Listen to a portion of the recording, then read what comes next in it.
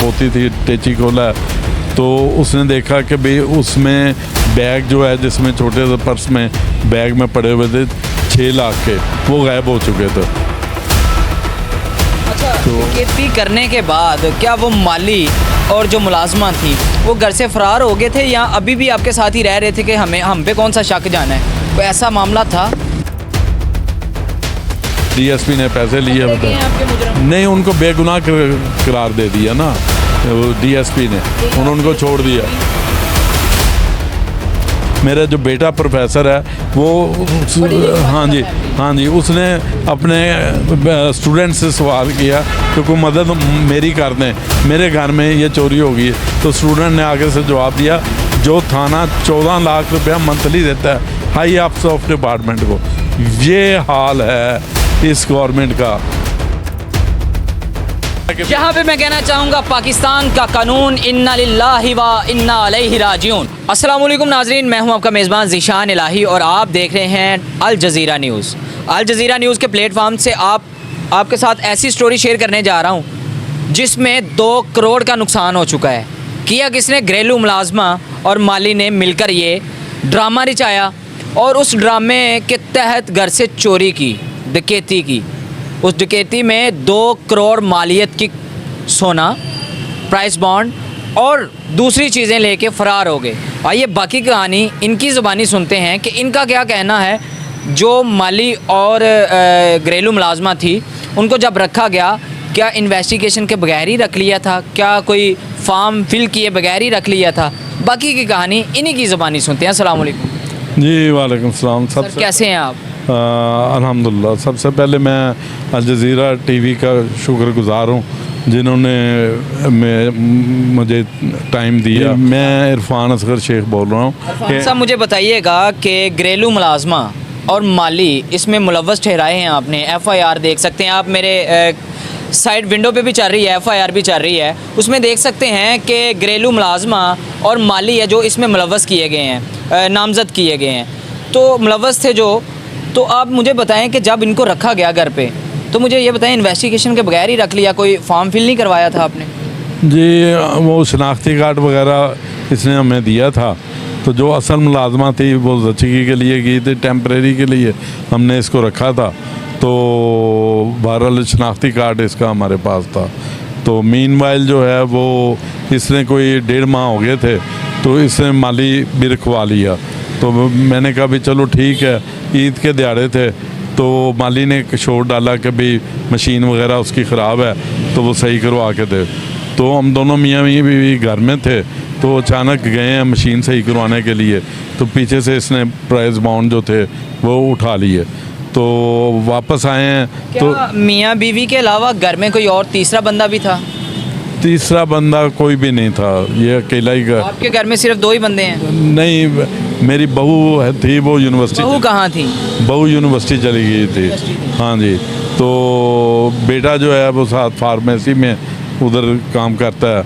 तो मीनवाइल हमने कहा भी कि ये साथ ही दुकान है, तो हमने वापस आ जाना है। तो हम अभी आए ही हैं, तो मैंने मिसेस को फिर भी कहा, मैंने कहा अपना चेक कर लो, कहीं ऐसा ना हो कि कोई चीज़ आपको शक हो गया था? मैंने कहा कोई पता नहीं होता कि बहू जो है वो यूनिवर्सिटी चली गई लगती है मुझे। तो फौरी तौर पे मेरी मिसेस ने आते साथ चेक किया अपना 7 तोले जेवर। तो 7 तोले जेवर था इस उम्र में उसके पास। तो प्राइस बॉन्ड उसने चेक नहीं किए। अगले दिन हमने जाना था हुंजा। कि जो प्राइस बॉन्ड आप बात कर रहे हैं वो कितनी मालियत के थे, और जो सोना आप 7 तोले बता रहे हैं वो कितनी मालियत का था? जी, अच्छा क्वेश्चन है। बहरहाल 12 लाख के प्राइस बॉन्ड पड़े हुए थे टेची में। जिस वक्त हमने अगले दिन चेक किया है तो बच्ची ने आके, जो पोती थी, टेची खोला है, तो उसने देखा कि भाई उसमें बैग जो है जिसमें छोटे से पर्स में बैग में पड़े हुए थे 6 लाख के, वो गायब हो चुके थे। तो मेरी मिसेस ने रोना शुरू कर दिया। जो अगले 6 लाख के प्राइस बॉन्ड थे वो लपेटे हुए थे रुबट्टों में, वो बच गए। यानी इतना शॉर्ट टाइम में वो जितना कर सकती थी उतना ही था।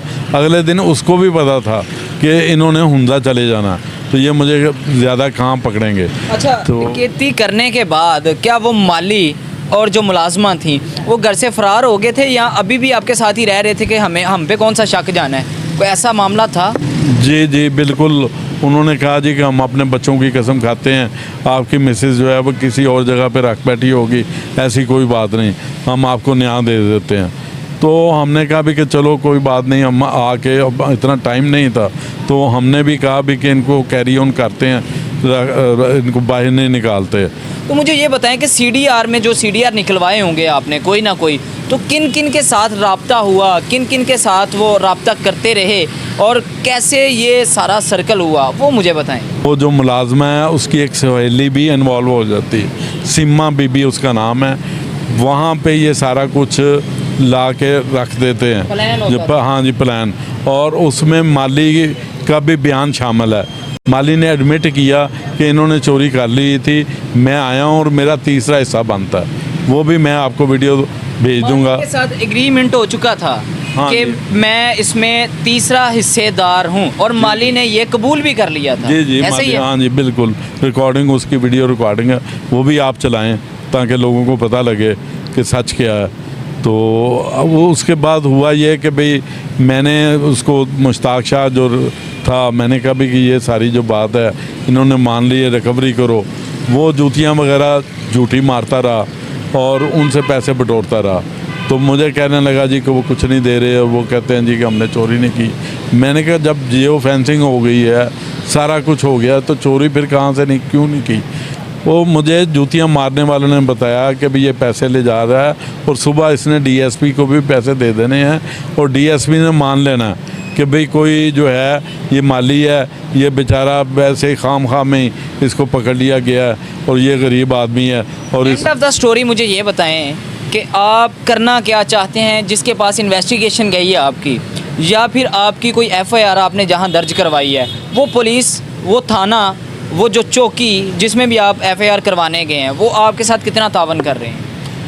जी तावन तो यही है कि पहले सबसे पुलिस, बताएं कि किस थाने में एफआईआर करवाई? हाँ थाना फैक्ट्री एरिया बनता है जी, थाना फैक्ट्री एरिया में। फैक्ट्री एरिया हाँ जी फिरोजवाला, वो नटोरियस ही थाना है। तो इत्तेफाक की बात है कि भाई जो उसने डीएसपी को पैसे दे के, जो वो भी रिकॉर्डिंग आपके पास है, वो भी साथ चलाएं। डीएसपी नहीं, डीएसपी जो है वो एहसान है इन्वेस्टिगेशन का, सिविल लाइन का, उसी को उसने साथ मिलाया और माली को भी सिखा दिया, नौकरानी को भी सिखा दिया कि हमारे ऊपर तशद्दुद हुआ है, हम बेगुनाह हैं। तो उन्होंने वहाँ पे रोना शुरू कर दिया, तो साथ ही डीएसपी ने पैसे लिए। आपके मुजरम नहीं, उनको बेगुनाह करार दे दिया ना वो डीएसपी ने, उन्होंने उनको छोड़ दिया, कोई रिकवरी नहीं हुई।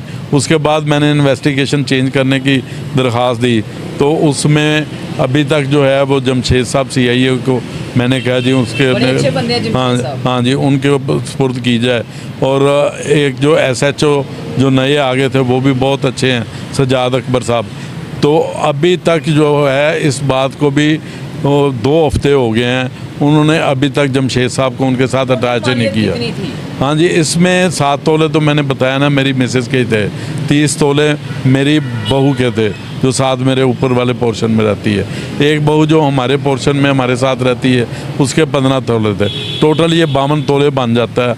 और 6 लाख के प्राइस बॉन्ड तो मैं दर्ज नहीं करवा सका एफआईआर में, 6 लाख का कैश गया है और वो अलग-अलग इसने जहाँ पे रैकिंग इसने की थी, अब तकरीबन कोई 1.5-2 करोड़ रुपये बन जाता। नाज़रीन, आपको बताना चाहें कि जब भी आप घरेलू मुलाजमा या माली को रखें तो उनकी इन्वेस्टिगेशन ज़रूर कीजिएगा, क्योंकि आपको भी ऐसा चूना लग सकता है। फिर बाद में वो कह देते हैं कि हमने खा ली है या हमारे पास नहीं है, तो फिर आप कहाँ से लेंगे? जब खा लेने की बात आ जाती है तो वहाँ पे पुलिस भी कुछ नहीं कर सकती, क्योंकि जब खा लेने की बात आती है तो कहाँ से देंगे वो कि हमने खा ली है। तो खाई हुई चीज़ पेट से निकाल तो सकते नहीं हैं या वो पूरा तो करवा सकते नहीं हैं, लेकिन हमारी पुलिस यहाँ पे इनके साथ ऐसा तावन कर रही है कि पुलिस उनको बेगुनाह करार देने पे तुली हुई है। अगर ये अपना मामला किसी अदालत में लेके जाते हैं तो वहाँ पे भी क्या होगा, वहाँ पे भी पैसे दर्ज करवा दिए जाएंगे। जी, थोड़ी सी मैं वजाहत इसमें पेश करना चाहूँगा कि इसी दौरान हमारे सीसीटीवी कैमरे में एक गाड़ी आती है और 2 अशखास आते हैं मोटरसाइकिल पे।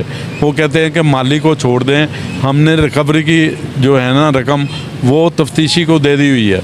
तो वो अभी कोई 3 हफ्ता पहले थाने में मेरी मिसेज़ ने पकड़ लिया उनको कि भाई आप लोग आए थे। वो भी मैं आपको रिकॉर्डिंग भेज देता हूँ, वो भी साथ चलाएं आप, ताकि पता लगे कि वो सीसीटीवी भी पकड़ गई।